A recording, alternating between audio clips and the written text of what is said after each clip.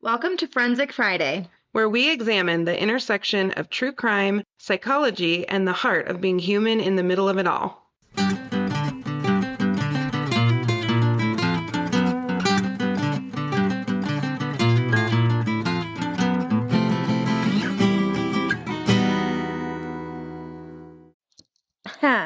I'm excited to talk about this one. Me too. It's such a shit show. It is. The minute I saw it, I was like, oh, this is going to be on the podcast. Mm-hmm.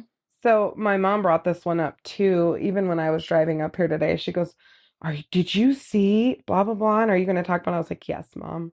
Duh. We're going to talk about it. We have to. But Nat and I are in person today in my office. She's back at the office, which makes me so happy. Yeah, I'm still on the fence. She doesn't know if she's happy. She's not on the fence about staying, right? Correct. Okay. Correct. We're just on the fence about how we feel about it. Exactly. I got her a very early birthday present, mostly because I got one for myself and needed to use it. And I knew you'd be jealous and either buy one I'm like, where's mine? Yeah, I know. That's why I was like, I'm just going to give it to her early. But it has my Taurus. It's a Taurus mug and a Leo mug. Yep. And they're pretty epic. It's fitting. They both look like rock stars. No, I know. I love it. The bull is kind of a gent. Looks like he has a little faux hawk going on. Oh, I know. So today we're going to talk about this ColdPlay affair situation. Oh my God. Can we just talk about what's the ColdPlay's, what's his name? Chris Martin, the front man. How he called it out. He's like, they're either having an affair or they're super shy. I don't think he meant to do that. Oh, he meant to do that. I think he was shocked and then just said whatever. I think if he hadn't said that, it may not have gone viral. Sometimes the Jumbotron, when they slink away from each other, it'll go viral. Yeah. But him saying that for sure made it go viral. Yeah, probably. Isn't that wild? I just figured it would have gone viral because of their response was so loud. Yes. You know what I mean? Yes. He literally ducked. Oh. He got on all fours. Let's talk about it. So let's tell the listeners what's happening. So we are talking about a ColdPlay concert in Roxborough, Massachusetts, a couple days ago. And during the song, I think it was during the song Yellow, but I'm not for sure. Chris Martin, he warned the crowd ahead of time. I looked this up because I was like, I need context. I need all the tea. Well, there's all this rumor, and we'll get into this, I'm sure, but there's these rumors that he's going to, suing them. So much. So, sir, all of this is allegedly. All of this is allegedly and our unfiltered opinion. Yes. But that's all it is, because we were not there and we don't know them. Mm-hmm. But basically, what happened was there's a song playing. Chris Martin apparently told everyone, told the audience, we're going to go to the Scantron to Kiss Cam, whatever they called it. Right. So they gave a little bit of a warning, but you're never thinking it's going to be you. Mm-hmm.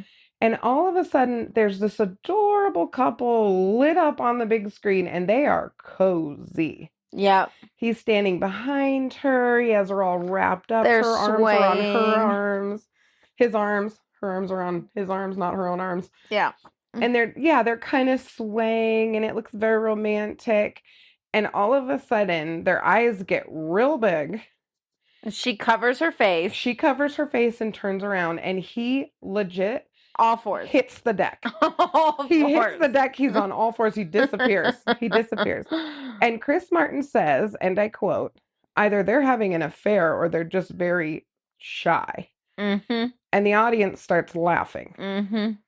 So who these people are, the two people illuminated on the screen are Andy Byron. He's the CEO of Astronomer, which is a big, I think it's a tech company. Mm-hmm. And Kristen Cabot, she's the chief people officer, basically head of HR for Astronomer. So these, of course, the minute this video goes viral, people identify them, and then there's all these rumors, all this stuff happens. Mm-hmm. One woman was initially falsely connected to this. The one who looked really embarrassed next to them? Well, no, there were some people who thought that, I'm going to get into that because there were statements from the company. So all this stuff comes out and it goes viral. Yeah. Okay. So then a statement comes out in which Byron says he's sorry for this, quote, deeply personal mistake. Well, that's a fake post. So the company Right. decides, hey, we have to say something. Right. So the company basically came out and said that was a fake post. Okay. Okay. Well, then they had to come out with another statement because that wasn't adequate, obviously, because they still have a CEO who hit the deck and a chief people officer. Your head of HR turned around and put her hands over her face. Right. Okay. They made it so much worse, honestly. They were saying the person who looked really embarrassed next to them was also part of HR. Was she a part of their... I don't know. Okay. That might have been it. So here's what the company Astronomer released. This is their longer statement. Okay. Astronomer is committed to the values and culture that have guided us since our founding. Our leaders are expected to set the standard in both conduct and accountability, you would hope. The board of directors has initiated a formal investigation into this matter, and we will have additional details to share very shortly. Alyssa Stoddard was not at the event, and no other employees were in the video. Andy Byron has not put out any statement. Reports saying otherwise are all incorrect. So, I guess what happened was Alyssa Stoddard, was falsely identified by some on social media as the woman captured in the corner of the video with a smile on her face. So we don't know who that woman was. Oh, okay. But it's not that woman. She was not at this event. Because they're trying to figure out, like, who knew, who went with them, what if the whole... Because that person next to them looks like they know, and that they know them, and that they know what they were doing. And they probably did, but it wasn't somebody who worked at the company. Oh, okay. So the thing that hit me was like, oh my gosh, if there's other people, I didn't think about that till later. Mm-hmm. What if half the HR department knows this is happening? Well, there's some people who came out and said that they saw it and then they got fired. Saw what was happening. She also got some promotions. Yeah.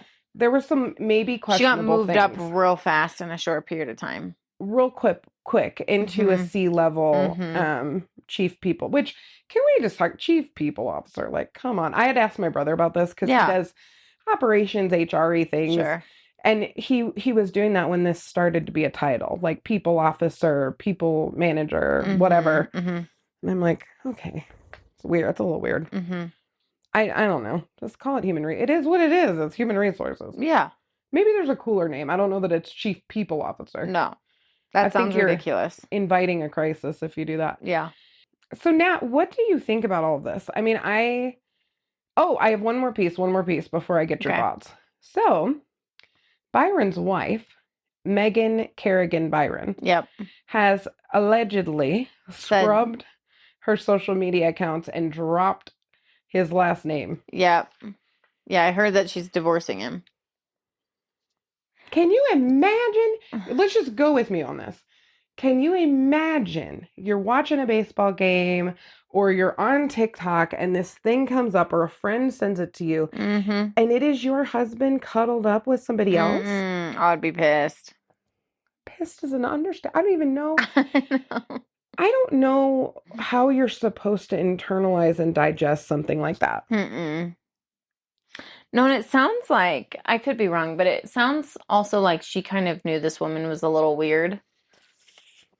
Not that it's like... The wife? Yeah. The wife knew something weird was up with this woman. I could be wrong. This is all allegedly. Well, you know what? It wouldn't surprise me. That wouldn't surprise me. Yeah. Because sorry, I'm shifting. It's going to sound like chair noise. Yeah. Sorry, Gare. It wouldn't surprise me if she's a C-level executive. I mean, his wife's probably met her and been to social functions and stuff with her. And not to mention, what's her name that he was cheating with? I don't have that page. Kristen Cabot. Okay. She's also married. And I allegedly bought a house 5 months prior. Well, what I know is she was divorced.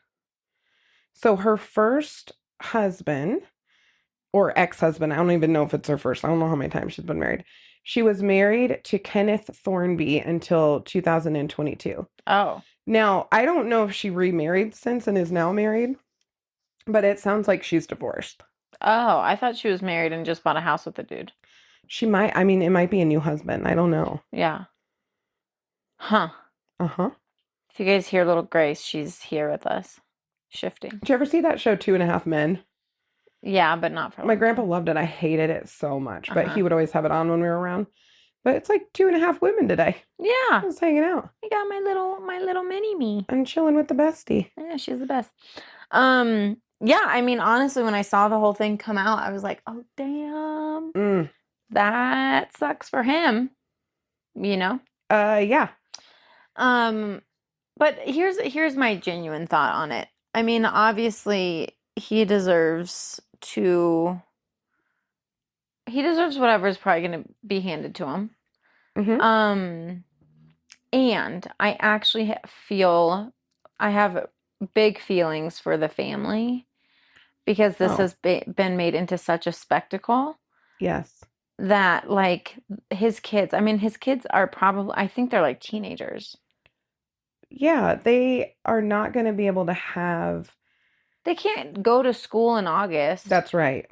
With, like, they're going to go to school and everyone's going to know exactly what happened to their parents. It's painful for everyone involved now. Yes. And so I think on one hand, I'm like, dude deserves to be outed. And the way that it's happening isn't just destroying him. It's destroying his whole unit. It's his whole family.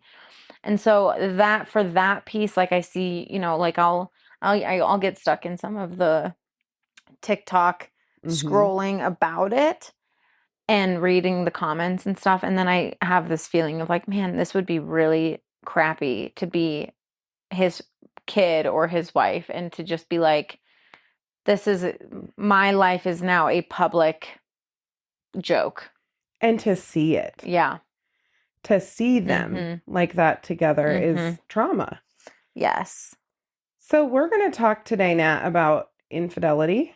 And we're going to ground this in Esther Perel's work on state of affairs and mating in captivity, along with our clinical insight just from working with couples. Yeah. And life, you know? So one of the things that me, I gotta throw just a couple numbers out because that's just how I roll. When we think about affairs, first of all, they happen all the time. And it's human behavior. It's not just kind of this moral failure, which it is. When you're in a committed relationship, when you step outside of that relationship and your partner doesn't know, that's a moral failure. It just is. Right. And I think sometimes people try to talk around that. It's human nature, whatever. Fine, go sleep with whoever you want to. Right. But if you're in a committed relationship with somebody and the agreement is we're not doing that, then you shouldn't be doing that. Right. Period. Right. So when we're thinking about how often this happens, 20 to 25% of married men and 10 to 15% of married women report having had an extramarital affair. I think the women's one is higher. I think it is too. It's probably reported a bit less, but I don't think it's as high as men.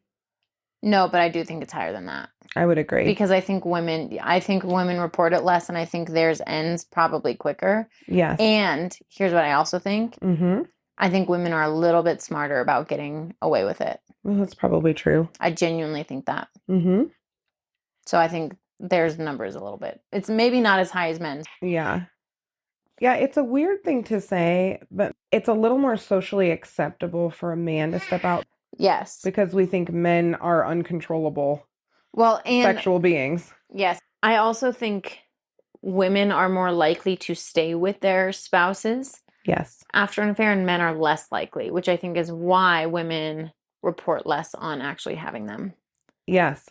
And I don't know if this is in our outline, but one of the biggest things when we talk about challenging misogyny, it's not about just women power, equality, all that stuff that's in there.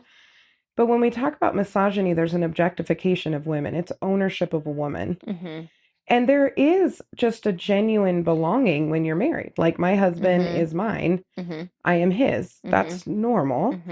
But when there's a real fixation on that, like men, we talk about obsessive jealousy in the DV world, this just incredible fear that their partner's going to cheat, in those moments, it's not that they're going to have an emotional connection with somebody. They're afraid they're going to go have sex with someone else. That someone else is going to have access to the body of this person who is theirs. Yeah. It's possessive. Yep. Right? Yeah.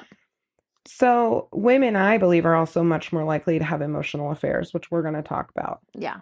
Number one cause of divorce is a lack of commitment. Literally, one of the people has just decided, I don't really want to be married to you anymore. Yeah. Number two is infidelity. Yeah. So it is way up there.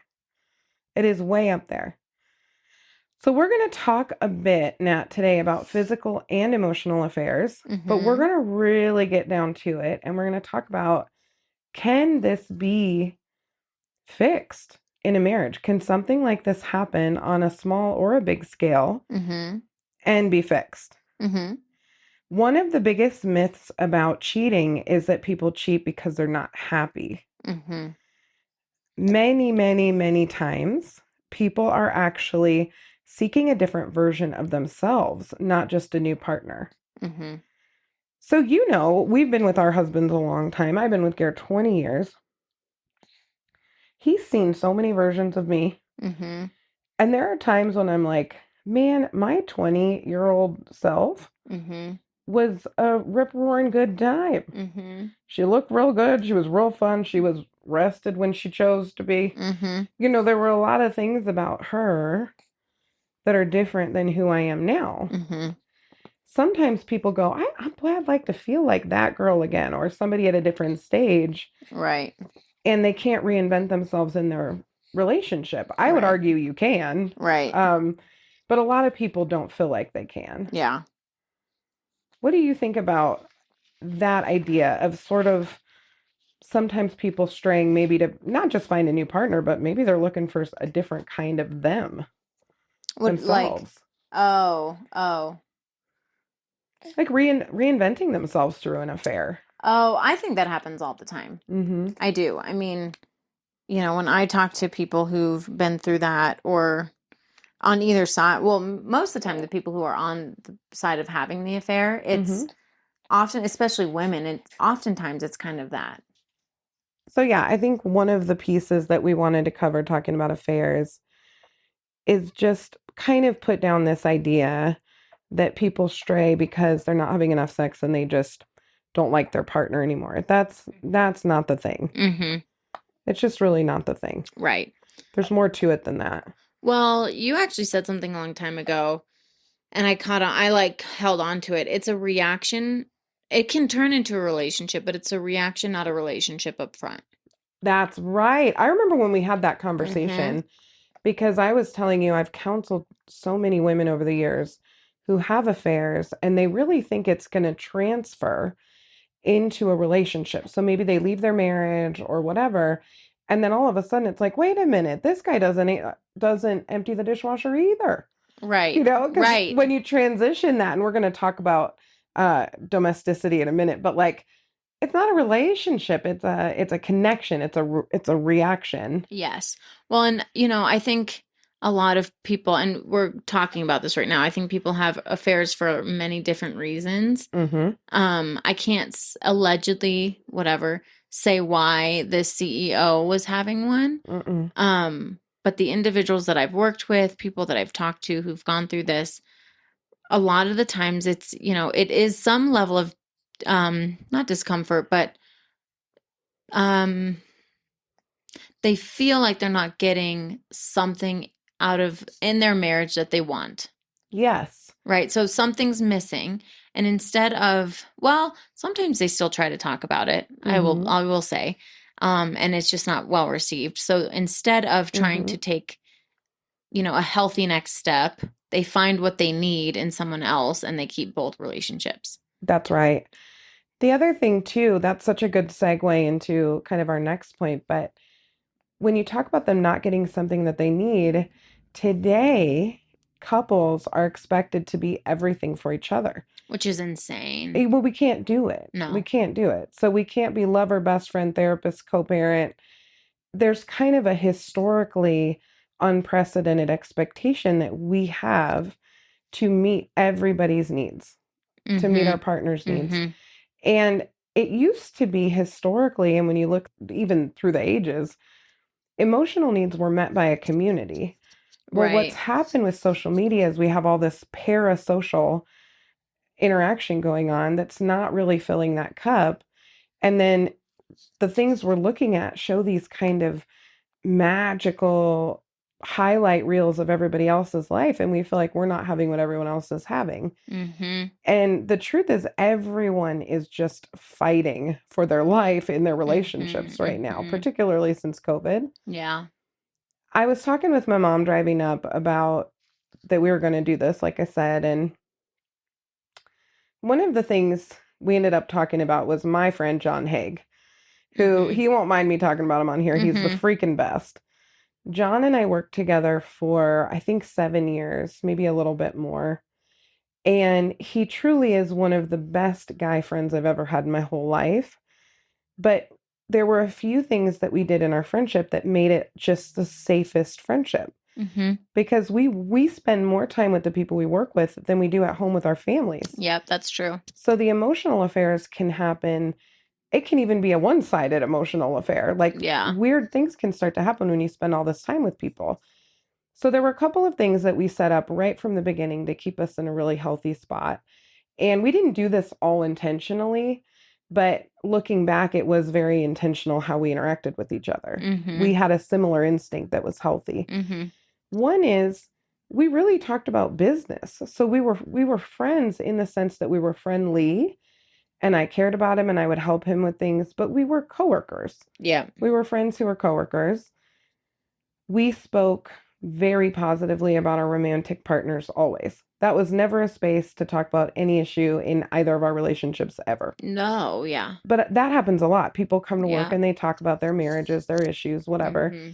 His wife is an incredible human being and one of my favorite people, one of the funniest people in the whole world. I've never met her. Oh, Leanne, if you're hearing this, you are just outstanding.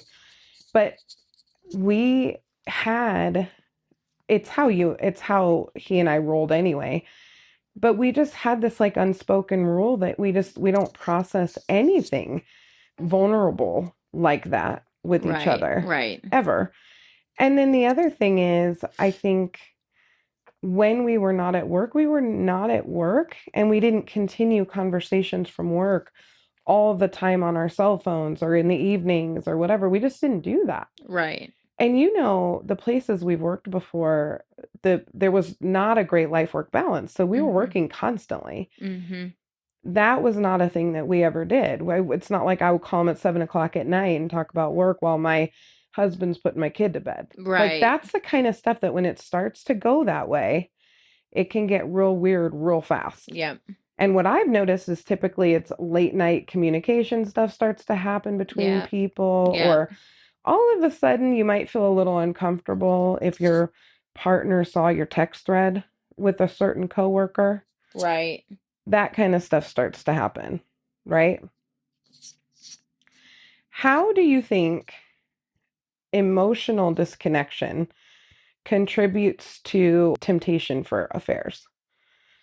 Well, I mean, it's exactly what you just said. It's disconnection, right? So when you start to feel alone or isolated in your marriage because you don't feel connected, but then you have this connection. And here's the thing at work, especially when you have like a busier job, I think when you are feeling emotional disconnection in your marriage, you're going to go to the next place that you spend the most of your time to look for it.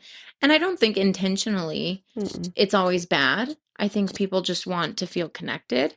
And so at work, they'll find someone who they're drawn to, right? Ideally, it would be good first to go towards maybe same-sex coworkers if you're heterosexual, to find that connection, call your friends, but that's not what we do. We go towards what we're attracted to. And so that's how that happens. And I don't even know if it's like starts with complaining about their spouses. Yeah, that's true. It doesn't have to. I think a lot of times it starts with just you feel like a human and you feel connected with and you feel cared for. And instead of trying to communicate this with their spouse or seek out counsel together, they just go and find what their need is. Yes, I think it's a Right. great point. Well, and when you go to work, let's think about the average couple's experience. Yep. Okay. You go to work and it's one of your breaks from the kids, even though you adore your kids, right? Mm-hmm. So you show up maybe looking a little better than you do at home. Maybe you spend a little extra time getting ready, Sure. right? And you come in and you have a different game face on and you're floating around the office and you're just different at work to a degree than you are at home. Yeah. If you're in a tough season of marriage, which all marriages go through tough seasons, it feels really good. And even that can be like an alternate version of yourself, right? You spend a little extra time getting ready, you go to work, and you can pretend for a little bit that maybe things are better than they have felt. Yeah. Yeah. And I think that is very enticing. And it's part of why then we're happy houring, even with a group of people at work. Right. It's like, how long can we extend this work feeling? Yep. Because things at home Because I feel connected here. Because I feel connected, or I feel known, connected, accepted, and better about myself when I'm here. So that kind of leads us into this whole idea of desire versus domesticity. So intimacy can sometimes suppress eroticism. So what that means is the longer we're with someone, okay, my husband and I, high levels of intimacy in every way. Yeah. Intellectual, all the things, right? Yeah. The man watched me have a baby. You've now been through this experience. Yes. There's no mystery. I have live photos of my birth. 100%. There's no mysteries. Yep. Right? I'm not mysterious to my husband anymore. Well, That's here's the not thing. part of my appeal. Afterbirth is actually more vulnerable because more intimate. You literally have to wear a diaper. 100%. It's extraordinarily intimate. It really is. And so it's so bonding. I mean, I get teary if I even think about that time with my husband. It's like the sweetest time of my whole life. Right. But also not mysterious, not overly sexy. Right? And erotic desire, sometimes you need those things. Novelty, space, new and interesting. And so people sometimes confuse emotional intimacy with sexual excitement. So what happens is we're not intimate because I'm not excited to have sex with you. Right. That's not necessarily true. Right. It may be that we have high emotional intimacy. Yeah. We're just not having sex because we have a kid crying in the middle of the night, or we're not having sex because my mom's in the hospital or whatever, and I don't have the time and space for that. And so there's a few things that can really help this, but I want to read a couple quotes first. Okay. One is, love enjoys knowing everything about you. Desire needs mystery. So in a long-term marriage, if you want a marriage that spans decades, it's about love. And love is knowing your partner more than even desire, which needs mystery, excitement, whatever. And then if you throw porn in the mix, which we're not even on we need to do a whole episode on porn. Yeah, we'll do that. If you throw porn in the mix, then you're really... We need to invite our friends from the conference to do that. Oh, that's totally what we need to do. We spent a whole day learning about that. I know. So who was it who asked me? My mom was like, what did they present on? Because, I was bragging about the strands, and I said, porn? She was like, oh. I know. But we need to have them on. We'd absolutely need to have them on. Then another quote, and this comes from Mating in Captivity. Again, State of Affairs and Mating in Captivity are amazing books by Esther Perel. Can we desire what we already have? That is the central paradox of love and desire. So one of the questions people have is, how am I going to want to desire that again? I already know that. I know it top to bottom, forward and backwards. How am I going to desire that again? That's a good question. Well, I don't have an answer for that right now, but it reminds me. So it's a funny story. I texted Preston the other day because you know how I spent like most of my maternity leave up in Summit County. Yes, you did. Also because Preston's been remodeling our basement and I just needed out of the chaos. Yes. But I texted him the other day and I was like, how would you feel about if I got a nose job? You can never change that nose. Face. So he goes, I would hate it. Why? And I was like, okay, well, I kind of want one. And he was like, but you'd be changing the face I fell in love with. And I was like, so that's a no. So that's a no. I'm with Preston on this one. You can't change it. You have the best nose Oh, I ever. hate anyway, it's fine. It's It's your fine. nose. It's fine. But I think it's, maybe to answer your question, how do we desire what we know? I think it's going back to like reminding yourself why you're in love or why you fell in love in the first place. Yeah, Right? revisiting it. Right? Gottman does that in the beginning when you set up couples therapy. We go back to the beginning. Tell me the story. Yes. And sometimes we forget that and we get so caught up in the chaos Yeah. that we forget what brought us together in the first place. That we have this amazing story. Many of us, right? Couple suggestions, though, that Esther makes that I think are really, really great.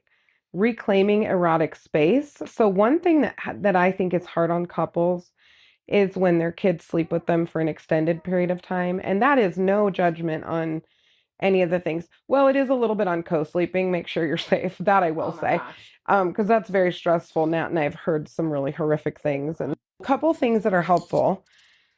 When we talk about our space, our literal physical space. Yeah. Co-sleeping is one. I don't want to be judgy about it. However, co-sleeping, it's just sketchy. It's dangerous potentially. Yes. Right? And you could have something really bad happen. Yes. But also, even beyond that, if your kids are just consistently coming in and sleeping in your bed for a long period of time, it's not good for your marriage. It's not good for your marriage. No. So one of the things that says here from Esther Perel is reclaim erotic space. Having time for solitude so you can miss the other person and want to be with them. Fantasy. We've laughed before on here about your husband's favorite book he's never read. The things that... Which one? Women in particular, they say, I don't know if this is actual research, okay, but the women's biggest sex organ is her brain. Okay. That just is real. So women, why do you think so many women are reading romance novels, all this kind of stuff? Women want to feel that way. Men don't always know how to get them in that headspace. Right. Sometimes it is what we watch, what we read, what we talk about, right? Right. So you have to leave a little room for that in the relationship, and you have to be able to talk. Sometimes I will send Garrett something just ridiculous via text just to make him laugh. Aw. I'll do it when he's across the room. It's not necessarily sexual, but it's like a connection. There's a playfulness. Yeah. I think playfulness leads to a lot of fun things, right? Yeah. I've been watching, and Just Like That, which is Sex and the City, like the new series. Oh, okay. Right. And it's really interesting because they're aging and they're going through all these really interesting things. And one of the things they talk about on there is in one of the storylines, this woman ends up with this man and they're having this hysterical quasi relationship thing. Okay. But they just... Is it like a situationship? No. Well, maybe a little bit, but there's something kind of innocent and fun about it because they can just laugh. Right. And she's very polished and put together and sexy, and he's just himself all the time, and it's opened something new up in her. Yeah. So I think we have to be open to that. The next thing I really want us to talk about is how we can recover.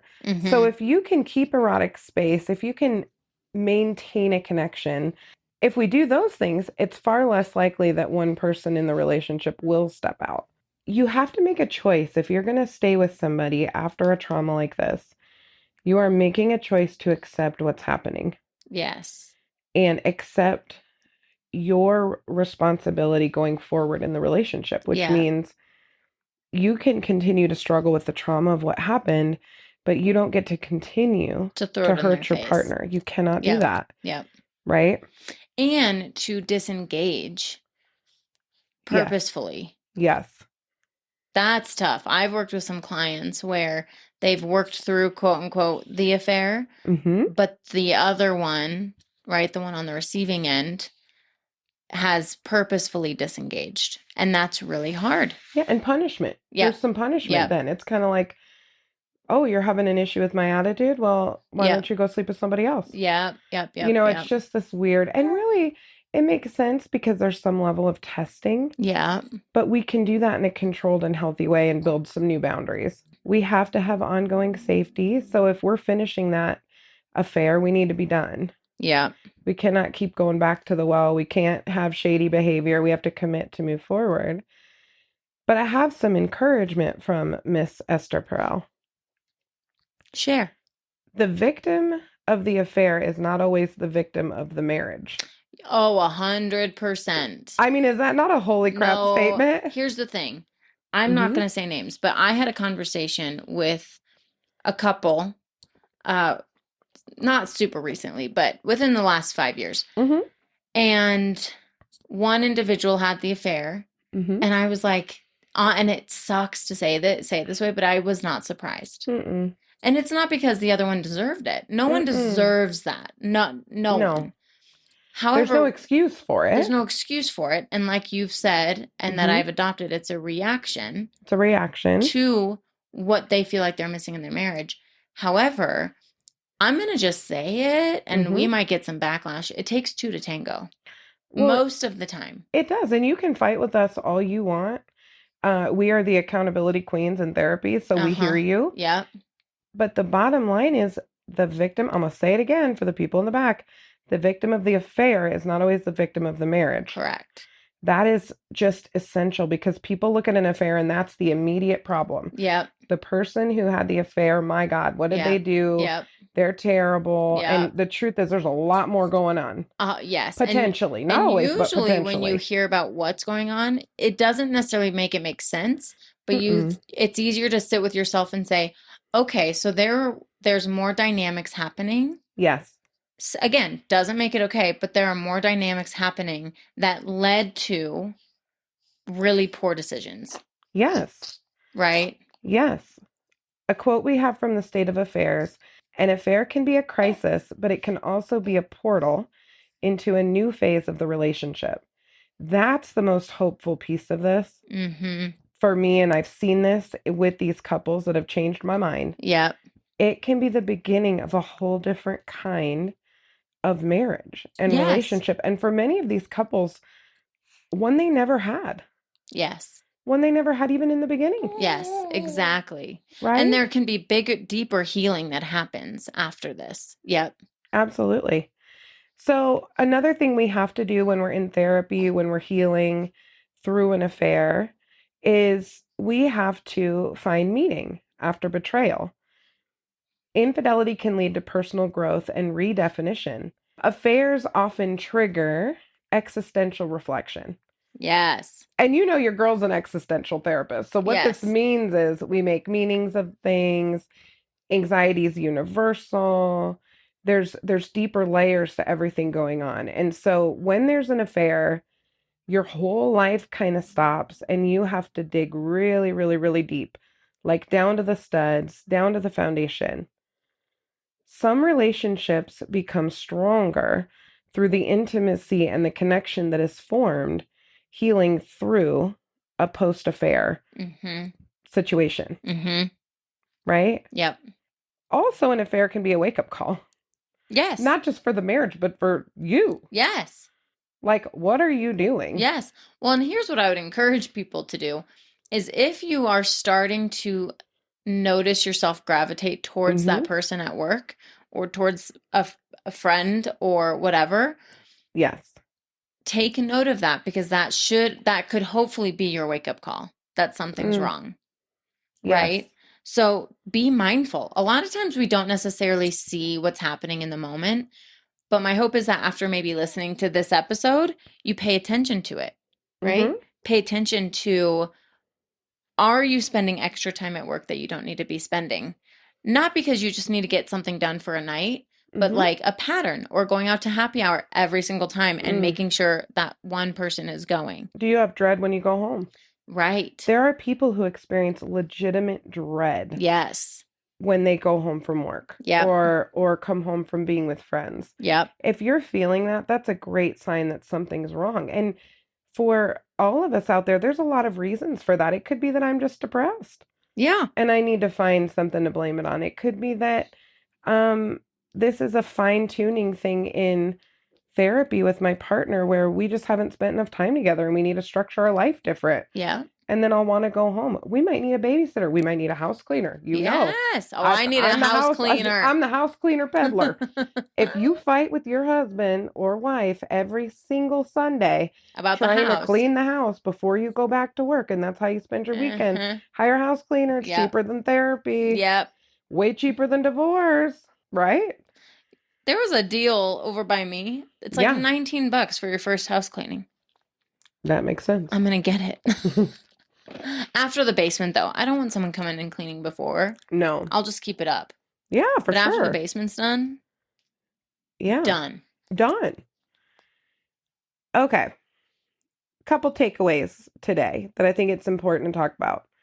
We've covered how infidelity is complex and it needs more attention than just blame. This is not a one-person problem. It's a systemic problem.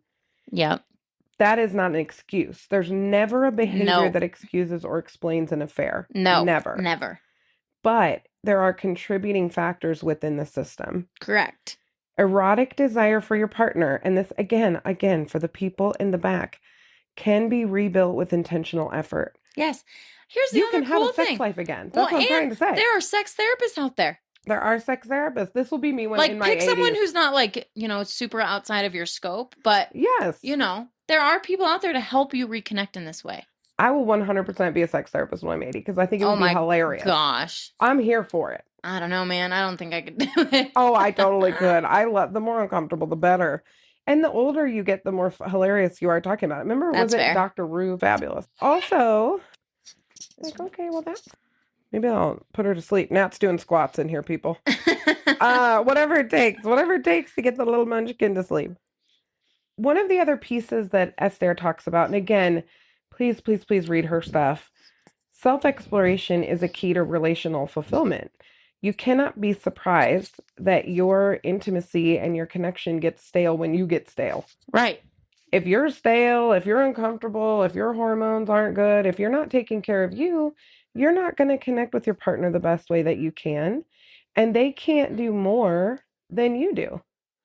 And so we have to take it upon ourselves to stay interesting, to keep working on ourselves, to keep growing and evolving. Keep dating your spouse. Keep dating your spouse. Well, you got to be with yourself, be embodied in yourself, do your own work, do your own trauma work, and then keep dating yourself. Absolutely.